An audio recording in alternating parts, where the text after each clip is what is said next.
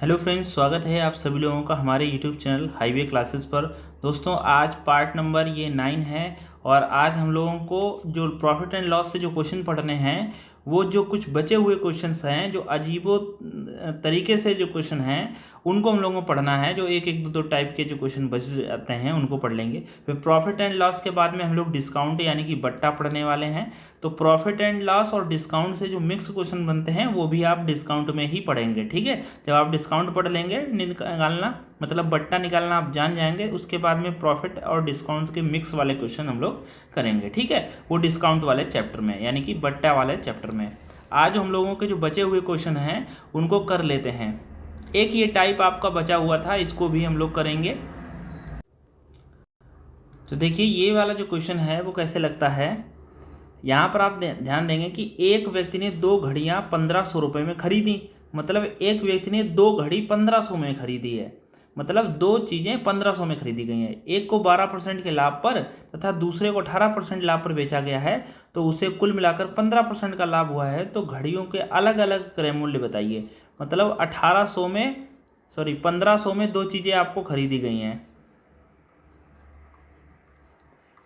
अब एक का सीपी अलग रहा होगा और एक का सीपी अलग रहा होगा, मतलब दोनों का क्रय मूल्य अलग रहा होगा। हो सकता है एक 8 की हो, दूसरी 700 की हो सकता है एक 750 की हो, दूसरी भी 750 की हो, यानी कि टोटल 1500 का हो रहा है। अच्छा, जब इस तरीके से आपको जो सवाल हो 3 बार प्रतिशत दिया जाए, जैसे देखो यहाँ पर 12% दिया गया, 18% दिया गया, 15%, 3 बार परसेंट दिया जाए, मतलब एक घड़ी की जानकारी हो, दूसरे घड़े की जानकारी हो और दोनों घड़ियों का मिक्स की भी जानकारी हो परसेंटेज में, तो ये सवाल मिश्रण से लगता है। मिश्रण में क्या होता है कि एक वैल्यू हमें यहाँ पर रखनी होती है, एक वैल्यू यहाँ पर रखनी पड़ती है और एक वैल्यू यहाँ पर रखनी पड़ती है, और इन दोनों का अंतर यहाँ लिखा जाता है और इन दोनों का अंतर यहाँ लिखा जाता है। तो इसको कहते हैं मिश्रण विधि। तो ये मिश्रण से सवाल लगेगा। ठीक है, तो चलिए इसको हम लोग मिश्रण से कैसे लगाते हैं। मतलब 12% लाभ पर तथा दूसरी घड़ी 18% लाभ पर। मतलब पहली वाली घड़ी जो है वो आपकी 12% लाभ पर लिखी जाएगी और दूसरी वाली वो है 18% लाभ पर लिखी जाएगी, और कुल मिलाकर जो वैल्यू आएगी वो 15% लाभ पर यहाँ लिखी जाएगी। अच्छा, जो बीच में जो वैल्यू लिखी जाएगी ये इन दोनों के बीच की होगी। 12 और 18 के बीच का होता है 15%। ये हमेशा ध्यान रखना, क्योंकि मिश्रण में क्या होता है, बीच की वैल्यू 18 में से 15 जाएगा तो यहाँ बचेगा 3, यहाँ अनुपात लगा देंगे। 12 में से 15 जाएगा तो यहाँ पर भी बचेगा 3, या 15 में से 12 जाएगा तो 3 से 3 कट गया, बचा 1:1। जब 1:1 बचे ना तो समझ लेना मूल्य आधा आधा है। मतलब ये घड़ी 750 की ये भी होगी और ये भी 750 की होगी। भाई 750 कितना हो जाएगा, 1500। कैसे आया 750? एक और एक 2 होते हैं, 2 बराबर 1500, मतलब दोनों घड़ियों का मूल्य 1 और 1 2 हो रहा है, यहाँ 1500 हो रहा है, 2 से काट दिया 1500 को तो कितना आ गया 750। मतलब एक की वैल्यू 750 है, तो हमें दोनों घड़ियों का अलग अलग बताना था। तो पहली घड़ी भी 1 है और दूसरी भी 1 है, इसका मतलब पहली ये 750, ये भी 750। इसी टाइप के 2 से 3 सवाल लिए हुए हैं, वो आप समझिए अलग अलग टाइप में। देखिए, एक फर्नीचर निर्माता ने 10,000 रुपये में 2 अलमारियां तैयार किया। ठीक है, उसने एक को 12% 15% लाभ पर तथा दूसरे को 10% लाभ पर बेच दिया। इस प्रकार दोनों पर उसे 12% का लाभ हुआ। तो मतलब एक को हमको 15 पर लाभ लेना है और एक को हमको 10%, और जो बीच में लिखना है वो 12% का लाभ है। तो इन दोनों का अंतर 10 में से 12 में से 10 गए तो कितना बचा 2, अनुपात 15 में से 12 गए तो कितना बच गया भैया 3। ठीक है, तो 2:3, यानी कि एक फर्नीचर कितने का हुआ 2 का और एक कितने का हुआ 5 का। दोनों कितने के हुए 5 के, मतलब एक 3 का है एक 2 का, तो दोनों 5 के हुए। जबकि दोनों यहाँ कितने के हैं 10,000 के, तो 5 बराबर हम लोग 10,000 लिखेंगे। 5 से काट देंगे तो 1 बराबर 2,000 आ जाएगा। अब पूछा गया है प्रत्येक अलमारी की जो है लागत बताइए। एक की वैल्यू 2 है तो 2 की कितनी होगी 4,000, यानी कि जो 15% लाभ पर बेचा गया था उसकी वैल्यू है 4,000। मतलब ये नीचे की वैल्यू यहाँ होती है, ये मत समझ लेना 15 में से 12 इधर 3 घटे हैं तो ये 3 की वैल्यू नहीं, जो इधर नीचे लिखा होगा वो उसकी वैल्यू है। एक की 2,000 है तो 3 की कितनी होगी 6,000 है। मतलब 1 बराबर 2,000 के तो 3 बराबर 6,000 के, और ये टोटल वैल्यू 10,000 होनी चाहिए। तो 6 और 4 कितने होते हैं 10, यानी कि दोनों चीज़ें हमने कितने में बनाई थी 10,000 रुपये में बनाई थी। इस तरीके से ये सवाल लगते हैं आपके, जो मिश्रण विधि पर आधारित रहते हैं। 25,000 रुपये में 2 टाइपराइटर खरीद कर एक को 10% के लाभ पर, तो 25,000 में 2 टाइपराइटर खरीद कर एक को 10% के लाभ पर, तो 10% के लाभ पर यहाँ लिख देंगे, तथा दूसरे को 20% के लाभ पर, तो 20 यहाँ लिख लेंगे। और इससे मुझे कुल 14% का लाभ हुआ, तो यहाँ पर 14 लिख लेंगे। बताइए मैंने पहला टाइपराइटर कितने रुपए में खरीदा। तो ये सवाल आप HW में है आपके लिए, तो आप इसका आंसर हमें कमेंट बॉक्स में बताओ। इसका आंसर हमें क्या करके कमेंट में बताओ, और क्वेश्चन नंबर लिख लेना है 80। ये आप हमें कमेंट में बताएंगे, क्वेश्चन नंबर डाल देंगे यहाँ पर, जैसे 80 है तो यहाँ पर क्वेश्चन नंबर 80 आप डाल देना, ठीक है।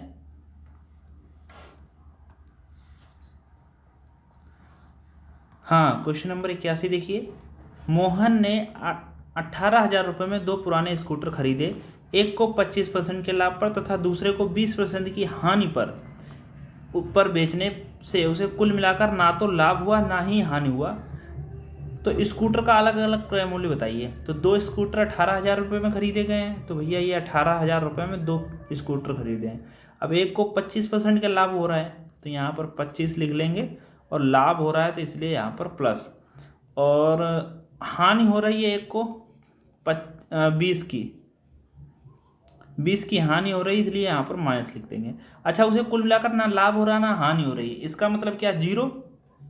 भैया ना लाभ हो रहा है ना हानि हो रहा है, मतलब जीरो हो रहा है। तो अब यहाँ से यहाँ घटा देंगे, यहाँ से यहाँ घटा देंगे। देखो 20 में से जीरो जाएगा तो यहाँ आ जाएगा 20 अनुपात 25 में से जीरो जाएगा तो यहाँ का 25, काट देंगे तो 5 चौको 20 पचम 25, यानी कि 4:5। दोनों का कितना हो जाएगा 9, तो 9 बराबर 18,000, तो 1 बराबर 2,000। दोनों का अलग अलग ग्राफ करना है, तो 4 वाले का हो जाएगा 8,000, मतलब एक हमने खरीदा होगा 8,000 में और दूसरा खरीदा होगा 10,000। भाई एक की वैल्यू 2,000 है तो 5 की 10,000 हो जाएगी, और दोनों की 18,000 होनी चाहिए, तो 10,000 और 8 18,000 हो गया। तो अब देखिए यहाँ पर अगर जीरो की सिवा कोई और होता तो फिर एक घटता नहीं जुड़ जाता। देखिए कैसे, यहाँ पर ये भी करके दिखा देते हैं।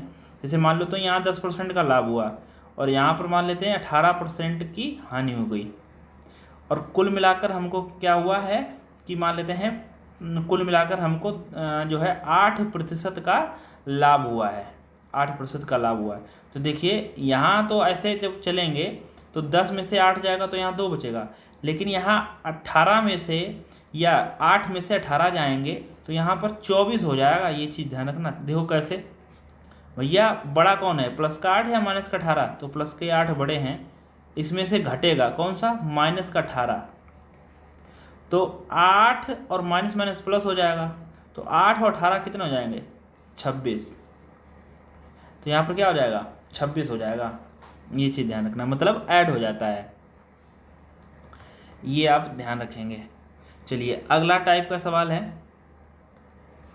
2 टेलीविज़न तथा एक रेडियो का मूल्य 12,600 रुपये है, जबकि एक टेलीविज़न तथा 2 रेडियो का मूल्य 7,350 है।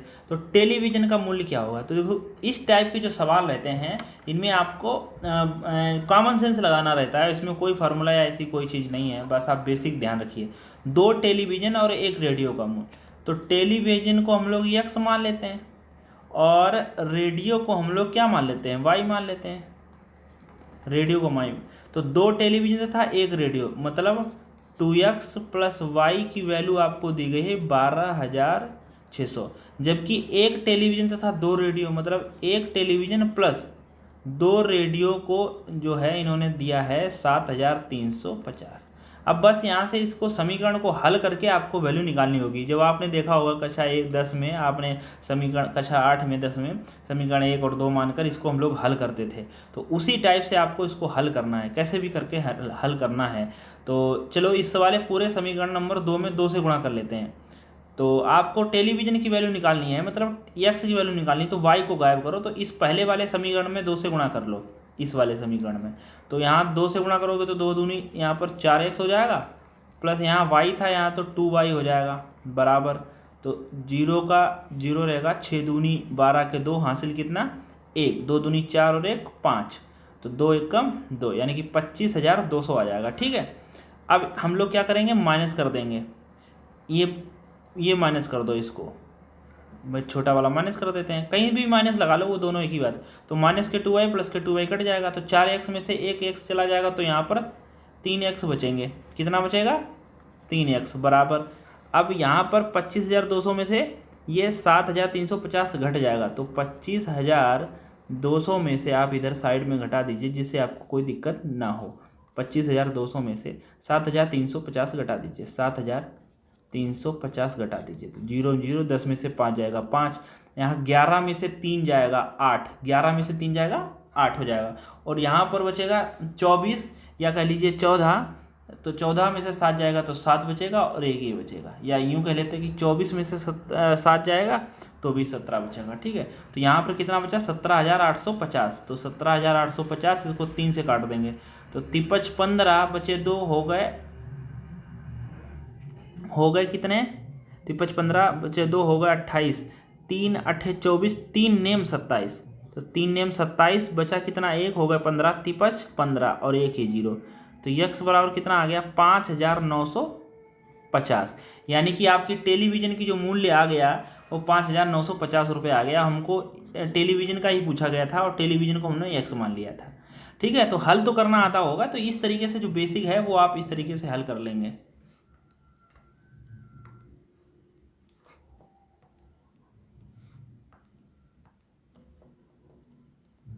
नेक्स्ट क्वेश्चन है, किसी वस्तु को 560 रुपये में बेचने से हुई हानि 720 रुपये पर हुए लाभ से 50 रुपये अधिक है, वस्तु का क्रय मूल्य बताइए। तो चलिए, तो देखिए, किसी वस्तु को 560 रुपये में बेचने से हुई हानि, अब हुई हानि 720 रुपये में हुए लाभ से 50 रुपये अधिक है, यानी कि हानि जो है वो लाभ से 50 रुपये अधिक है। तो अब यहाँ पर आपको इस वाले जो सवाल में यहाँ पर इसी तरीके से आपको यक्स मानना पड़ेगा, जो भी अधिक या कम हो या दोनों बराबर हों तो उसी हिसाब से आप मानिएगा।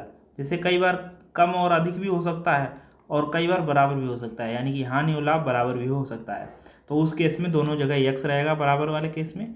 हानि लाभ कम ज़्यादा है तो उस हिसाब से देख लीजिए। जैसे यहाँ पर कह रहे हैं कि बेचने से हुई हानि 720 रुपये में हुए लाभ से 50 रुपये अधिक है, तो लाभ को यक्स मान लिया और हानि जो है 50 अधिक है, इसलिए यहाँ पर यक्स प्लस 50 हो गया। अच्छा, वस्तु का क्रय मूल्य जो है क्या होगा? तो वस्तु का क्रय मूल्य देखो, लाभ वाले केस में आपको पीछे वाले कई लेक्चर से हम आपको बता रहे हैं कि जब लाभ होता है तो विक्रय मूल्य में से आपको क्रय मूल्य घटाना पड़ता है, और जो हानि होती है तो आपको क्रय मूल्य में से विक्रय मूल्य घटाना पड़ता है। अब इन दोनों केसों में अगर हमें सीपी निकालना हो, लाभ वाले में सीपी कैसे निकलेगा? तो यहाँ पर जो सीपी निकलेगा वो निकलेगा विक्रय मूल्य में से आपको लाभ घटाना पड़ेगा। और हानि वाले केस में सीपी कैसे निकलेगा? हानि वाले केस में दोस्तों सीपी विक्रय मूल्य में से आपको हानि जोड़नी पड़ेगी, ये चीज देखिए, यानी कि विक्रय मूल्य इधर चला जाएगा तो इधर सीपी बचेगा, यानी कि विक्रय मूल्य इधर जाएगा तो माइनस का है तो प्लस का हो जाएगा। यानी कि आप ये समझ लीजिए कि क्रय मूल्य जब निकलता है तो लाभ वाले केस में विक्रय मूल्य में से घटता है और हानि वाले केस में विक्रय मूल्य में जुड़ता है। इन दोनों ही तरीके से हम लोग सीपी निकाल लेंगे और दोनों तरीके यहाँ पर अपनाने पड़ेंगे। अब देखिए, लाभ से कैसे होगा? लाभ तो दोस्तों तभी होता है जब कोई चीज़ ज़्यादा की बिकती है, यानी कि 560 रुपये में बेचने से हुई हानि, 560 रुपये में बेच रहे हैं तो हानि हो रही है, यानी कि 560 में हानि हो रही है, तो हानि वाले केस में आपको जोड़ना पड़ेगा। हानि कितनी हुई? x प्लस 50 बराबर 720 रुपये में हुए लाभ से, तो 720 रुपये में लाभ हो रहा है और लाभ कितने का हो रहा है? x, ये आपको घटाना पड़ेगा। तो आप देखिए, यहाँ पर भी इस साइड में भी सीपी लिखा हुआ है, इस साइड में भी सीपी लिखा हुआ है, वस्तु वही है। सीपी लिखने के दो अलग अलग तरीके हैं। विक्रय मूल्य में से आप जो है लाभ को घटा दीजिए तो भी सीपी आ जाएगा, या तो आप विक्रय मूल्य में हानि जोड़ दीजिए तो सीपी आ जाएगा। तो दोनों तरीके से हमने सीपी निकाल लिया। अब यहाँ पर ध्यान दीजिए, माइनस का x इधर आएगा तो प्लस का हो जाएगा और एक प्लस का x पहले से ही था तो यहाँ पर हो जाएगा 2x। अब ये 720 तो इधर थे, अब ये 560 और ये 50 दोनों ऐड हो जाएंगे तो हो जाएगा आपका 610, और इधर आएगा तो माइनस का हो जाएगा 610। तो 2x बराबर 720 में से 610 जाएगा तो 0 में से गया 0, तो 2 में से जाएगा 1 और 7 में से 6 जाएगा 1 और 2 से काट देंगे 110 को, तो यहाँ पर बचेगा 55। तो यानी कि x बराबर कितना आ गया 55। आपसे लाभ भी पूछ सकता है कि भैया लाभ कितने का हुआ, तो x की वैल्यू है लाभ मतलब 55 का हुआ है। हानि भी पूछ सकते हैं, 50 रुपये ज़्यादा थी तो 55 में 50 ज़्यादा जोड़ देंगे, 105 हो जाएगी हानि की। लेकिन यहाँ पर पूछा गया वस्तु का क्रय मूल्य क्या है। तो वस्तु का क्रय मूल्य दोस्तों किधर से भी निकाल लो, चाहे तो इधर से निकाल लो चाहे तो इधर से निकाल लो, दोनों तरीके से निकाल लो। तो 720 में से अगर आपने x घटा दिया, x मतलब 55, तो 720 में से अगर आपने 55 घटा दिए तो 10 में से 5 गया 5, यहाँ बचा 11, 11 में से 5 गए 6 और यहाँ बचा 6, यानी कि 665 रुपये आपका आंसर आ जाएगा। ठीक है, और इधर से भी निकालोगे तो भी 665 निकलेगा। मतलब यहाँ 560 और 50 कितना हुआ था 610, और 610 में 55 और जोड़ दो, मतलब x की वैल्यू और जोड़ दो, तो 610 में 55 जोड़ोगे तो 665 हो जाएगा। तो ये एक तरीका है। तो इसी टाइप का एक और सवाल है हमारे पास, उसको भी हम लोग हल करेंगे। उसको हल कर लेते हैं, कहाँ गया, ये है। कोई वस्तु 120 रुपये में बेची गई, तो कोई वस्तु 120 रुपये में बेची गई, जब यह 165 रुपये में बेची जाती है तो जितनी पहले हानि हुई थी उसका आधा लाभ होता है।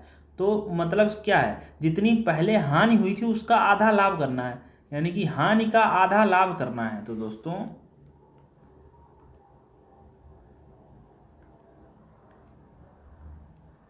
हानि का आधा लाभ, तो भैया यहाँ पर आप हानि क्या मान लेंगे हैं, हानि का आधा करना है तो 2x हानि मान लेंगे, और आधा करोगे तो 2x का आधा x होता है। आप हानि को x भी मान सकते थे, तो लाभ होता आपका x बटा 2, और बटे में जो सिस्टम आने से फिर चीज़ें गड़बड़ाने लगती हैं, तो बटे में ना आने दो। तो हानि का आधा लाभ करना है, तो जितनी पहले हानि हुई थी उसका आधा लाभ हो रहा है, तो हानि पहले 2x की हो गई, लाभ x को हो रहा है। अच्छा, यदि 30% लाभ प्राप्त करना हो तो वस्तु का विक्रय मूल्य क्या होगा। अच्छा, पीछे वाले सवाल में आपको क्रय मूल्य पूछा गया था CP, और इस वाले में थोड़ा सा CP से आगे बढ़ना है। CP से जब आगे बढ़ पाओगे, आपसे पूछ रहा है विक्रय मूल्य, तो CP पर आपको लाभ हानि लेनी पड़ेगी, और ये देखो वो कह रहा है 30% का लाभ, यानी कि CP पर हमें 30% का लाभ लेना है। तो इसका मतलब हमें सबसे पहले CP निकालना पड़ेगा, और CP निकालने का तरीका पीछे आपको बता ही चुके हैं, क्या कि आप ज़्यादा में बेचोगे तो लाभ होगा, और लाभ CP तब निकलेगा जब आपको विक्रय मूल्य में से लाभ घटा दोगे। तो भैया यहाँ 165 रुपये में बेची जाती है, जब 120 रुपये में बेची गई और फिर 165 में बेची गई, पहले जितनी हानि हुई थी, मतलब 120 में बेचोगे तो हानि तो होगी, तो हानि कितने होगी 2x। हानि वाले केस में आपको जोड़ना पड़ता है बराबर, लाभ कितना हो रहा है 165 रुपये में बेच रहे हैं तो लाभ हो रहा है x का, और लाभ वाले केस में आपको घटाना पड़ता है। तो माइनस का x उधर जाएगा तो प्लस का हो जाएगा, 2x पहले से ही प्लस के थे तो यहाँ हो जाएगा 3x। 120 यहाँ 165 में से घट जाएगा तो यहाँ बचेगा 45, 3 से काट देंगे तो आ जाएगा 15, तो x बराबर हो गया 15। अब आपसे क्रय मूल्य निकाल लो, इधर से ही निकाल लो। तो आप 165 में से 15 घटा दीजिए, यहाँ से आपको CP आ जाएगा 150, ये CP है आपका। यहीं तक पीछे वाला सवाल था, लेकिन ये वाला सवाल थोड़ा आगे बढ़ गया कि 30% का लाभ ले रहा है, तो 30% का लाभ मतलब 130/2 100। भैया CP पर लाभ कैसे लेते हैं, गुणा, और लाभ हानि ऊपर ही लेना पड़ता है, अंश में बटे में रहता है 100। ये पीछे भी डिस्कस कर चुके हैं कितनी बार, दो से जो। तो 15 × 45 के 5 हासिल 4, 15 × 15 और 4 19, मतलब 195। तो इस वस्तु का विक्रय मूल्य कितना होगा 195 होगा। ये यहाँ तक आया सवाल, ठीक है। तो ये था आपका इस टाइप का सवाल। तो उम्मीद है आपको ये सवाल पसंद आया होगा। चलिए ये सवाल कर लेते हैं, तो इसके पीछे वाले जो सवाल हैं उनको भी हम लोग करेंगे भी। एक दुकानदार 10 किलोग्राम चावल 600 रुपये में खरीदता है, तो 10 किलोग्राम 600 रुपये में खरीदा, ठीक है। इसे बेचने पर उसे 2 किलोग्राम चावल के विक्रय मूल्य के बराबर हानि होती है। 2 किलोग्राम चावल के विक्रय मूल्य के बराबर हानि होती है। चावल का प्रति किलोग्राम विक्रय मूल्य कितना होगा। तो दोस्तों हमें पता ही नहीं है प्रति किलोग्राम मूल्य कितना है, लेकिन ये पता है 10 किलोग्राम चावल 600 रुपये में खरीदता है, मतलब CP हमारा कितना आ गया, CP आ गया 600। भैया आ गया दिए गया 600 10 किलोग्राम के लिए। तो चावल का प्रति किलोग्राम विक्रय मूल्य पूछा गया है, तो प्रति किलोग्राम विक्रय मूल्य हम मान लेते हैं x। तो 10 किलोग्राम का विक्रय मूल्य कितना होगा, 10 किलोग्राम का विक्रय मूल्य होगा 10x। और हानि कितनी हो रही है, हानि हमें हो रही है 2 किलोग्राम चावल के विक्रय मूल्य के बराबर। तो 1 किलोग्राम चावल का विक्रय मूल्य है x, तो 2 किलोग्राम चावल का विक्रय मूल्य होगा 2x। ठीक है जी। अब आपको अपना आंसर कर लेना है। हानि कैसे होती है? हानि आपको ऐसे होती है जब आप सीपी में से आप एसपी घटाते हो, मतलब क्रय मूल्य में से विक्रय मूल्य घटाते हो। तो हानि की जगह हानि लिख दो, जो जो जहाँ है वहीं लिख दो। हानि कितने की हो रही है? 2x बराबर सीपी कितने का है भैया? सीपी है 600 का, माइनस विक्रय मूल्य कितना है? तो विक्रय मूल्य है यहाँ पर 1 किलोग्राम चावल का x है, 10 किलोग्राम चावल है हमारे पास, तो 10x है विक्रय मूल्य। तो माइनस का 10x जब इधर जाएगा तो 12x हो जाएगा बराबर 600। तो जब x बराबर आ जाएगा 12 पंचे 60 मतलब 50। तो ये ही अपना आंसर है। चूंकि हमसे पूछा गया था चावल का प्रति किलोग्राम मूल्य बताइए, तो 50 रुपया प्रति किलोग्राम। अगर पूछता 2 किलोग्राम का बताओ तो 50 गुणा 2 कर लेते। अगर कहता 10 किलोग्राम का विक्रय मूल्य बताओ तो कर लेते हैं 50 गुणा 10 यानी कि 500। भैया 600 की चीज़ 500 में बेचोगे तब तो हानि तो होगी ही होगी। वही कह रहा है 2 किलोग्राम चावल के विक्रय मूल्य के बराबर, यानी कि 50 दूना 100, यानी कि 100 की हानि हो रही है। ऐसे ही देख लीजिए 600 की चीज़ 500 में बेच रहे हो तो 100 की हानि हो ही रही है। ठीक है। तो ये है आपका एक सवाल बहुत ही ज़बरदस्त, जो आपको जो है तुरंत सोचने को मजबूर करेगा। एक सवाल और भी है जो हमने पीछे जो सवाल लगाया था उसी पर बेस्ड है। जो शुरुआत में हमने सवाल लगाए हैं 90 91 क्या नाम जो है 81 82 83। तो एक आदमी ने 2 घोड़े 500 रुपये प्रति घोड़े की दर से खरीदे, मतलब 2 घोड़े खरीदे हैं और 500 रुपये प्रति दर से खरीदे, मतलब दोनों घोड़े 1000 के हुए। दोनों घोड़े कितने के हुए? 1000 के। मतलब एक घोड़ा 500 का तो 2 घोड़े 1000 को हो ही गए। उसने एक घोड़ा 15% के लाभ पर बेच दिया, मतलब जो एक घोड़ा 500 का था खरीदा था, सीपी दिया गया था, तो इसीलिए 115/100 हो जाएगा। एक घोड़ा 15% के लाभ पर बेच दिया। दूसरा घोड़ा किसी प्रकार बीमार हो गया और उसको हानि पर बेचना पड़ा। यदि पूरे सौदे में उसे कुल मिलाकर उसे कुल 45 रुपये की हानि हुई हो तो दूसरे घोड़े का विक्रय मूल्य बताओ। यानी कि टोटल में 45 रुपये की हानि हुई है। इसका मतलब टोटल हमारे रुपए खर्च हुए थे 1000 और 45 का हमें नुकसान हो गया। तो मतलब दोनों घोड़े कितने में के बिके? 955 के दोनों घोड़े बिके। एक घोड़े पे तो 500 पर तो 15% का लाभ हो रहा है। दूसरे घोड़ा बीमार हो गया है तो दूसरे घोड़ा का निकाल लीजिए, यानी कि ये दोनों घोड़ों का विक्रय मूल्य है। इसमें से एक घोड़े का विक्रय मूल्य घटा दो तो दूसरे का आ जाएगा। तो एक घोड़े की जानकारी हमारे पास है कि 500 पर हमें 15% का लाभ लेना है। 500 पर ही क्यों लेना है? क्योंकि एक घोड़ा 500 का ही खरीदा है। तो 1 और 2 जीरो काट दो, 1 और 2 जीरो काट दो, 5 से गुणा कर लो। 115 में 5 से गुणा करोगे तो आ जाएगा 575, यानी कि एक घोड़ा 575 का है, दोनों 955 के। तो 575 इसमें से घटा दीजिए, यानी कि 5 में से 5 गया 0 और 15 में से 7 जाएगा तो बचेगा 8 और यहाँ बचा 8 में से 5 गया 3, यानी कि दूसरा घोड़ा कितने का बिका? 380 रुपये का बिका। यही हमारा आंसर है। चूँकि अगर 380 का बिका इसीलिए तो हमें घाटा हुआ, नहीं तो हमने 15% का इधर पहले घोड़े पर लाभ ले ही लिया था। दूसरे घोड़े पर भी लाभ हो जाता तो 45 रुपये की हानि नहीं, कुछ हम ज़्यादा के बेचते 1000 की।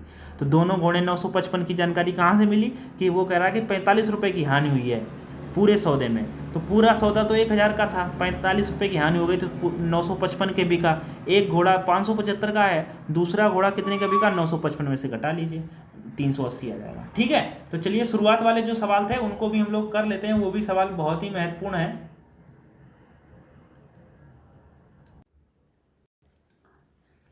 तो देखिए ये टाइप भी आपके लिए बहुत ही इंपॉर्टेंट है। इसमें कैसे हम लोग सवाल लगाएंगे?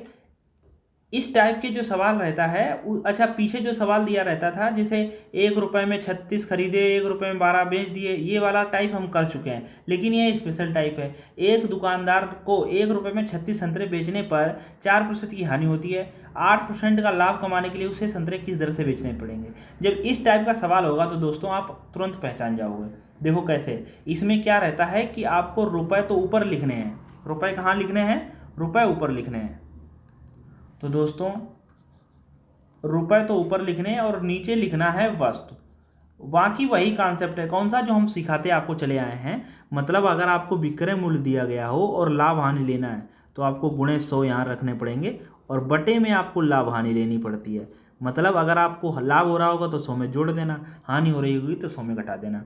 एक और बात, अगर आपको विक्रय मूल्य पता है तो बटे में 100 आते हैं और लाभ हानि हमेशा ही अंश में ली जाएगी, मतलब ऊपर ली जाएगी।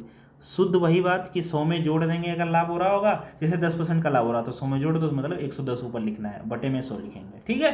तो बाकी यही कॉन्सेप्ट है। अब देखिए एक दुकानदार 1 रुपये में 36 संतरे बेचने पर, मतलब हमको विक्रय मूल्य दिया गया है 1 रुपये में 36, तो यहाँ भैया 1 रुपया लिख लिया और 36 लिख लिया नीचे, क्योंकि रुपए ऊपर लिखने हैं। बेचने पर 4% की हानि होती है, तो भैया जब विक्रय मूल्य दिया गया और हानि हो रही है 4% की, तो 100 तो ऊपर रहेगा, 4% की हानि हो रही है तो 96 नीचे रहेगा।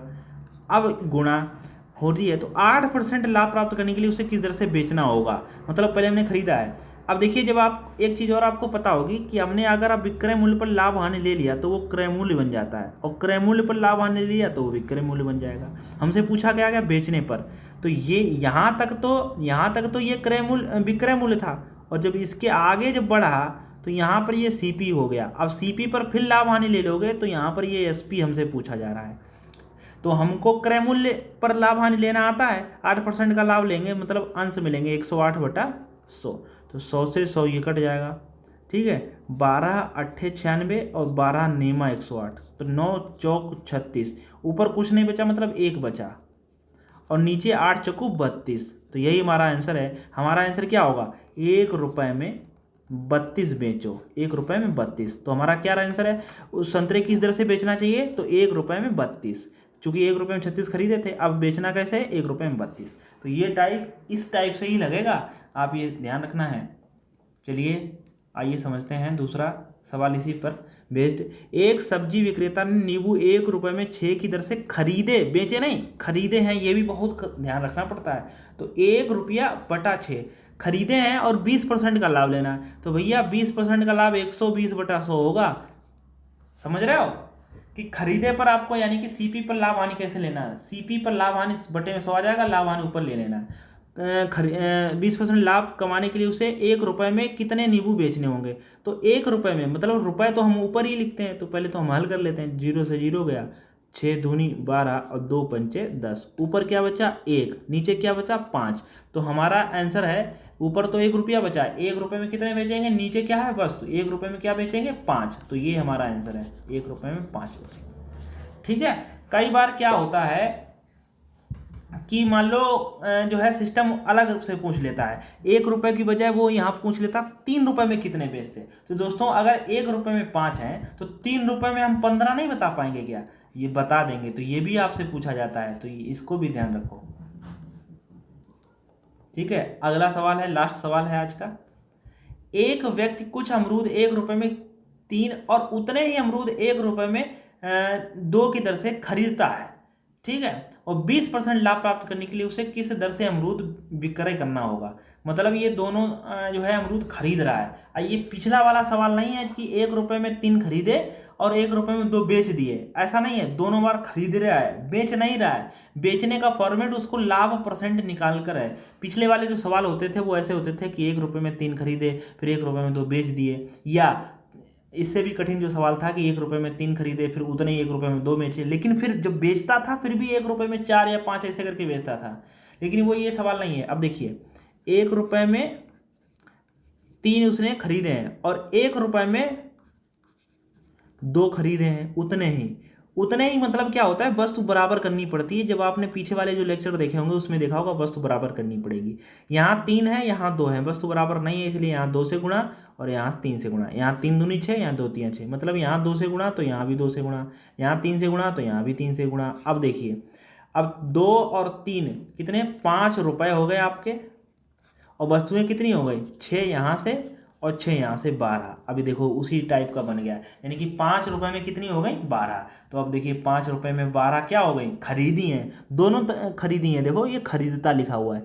अब क्रय मूल्य पर 20% का लाभ ले लो, मतलब 120/100, तो 0 से 0 कट गया, 12 से 12 कट गया, 5 एकम 5, 5 दूनी 10, मतलब क्या बचा 1/2, मतलब किस दर से उसे बेचेंगे, अमरूद विक्रय करना पड़ेगा 1 रुपये में 2 की दर से, 1 रुपये में 2 की दर से, यही हमारा आंसर है। तो देखो दोस्तों बहुत ही इंपॉर्टेंट और अच्छे सवाल थे और अच्छे तरीके से हमने आपको समझाया जिससे कि आपको कोई प्रॉब्लम ना हो। तो ये सारे सवाल थे, बहुत ही अच्छे तरीके से आप समझ चुके होंगे। किसी भाई को कोई भी डाउट हो तो आप हमें इंस्टाग्राम पर हाईवे क्लासेस पर मैसेज कर सकते हैं अपनी जो डाउट की फ़ोटो लेकर, और यही तरीका है जो आपसे, जब हमें टाइम होगा तो हम आपका रिप्लाई कर देंगे। बाकी यूट्यूब पर आप सभी लोग बने रहिए और सब्सक्राइब कर लीजिए अपने यूट्यूब चैनल को दोस्तों, आपको बहुत ही लाभ होगा यहाँ से। ठीक है, धन्यवाद।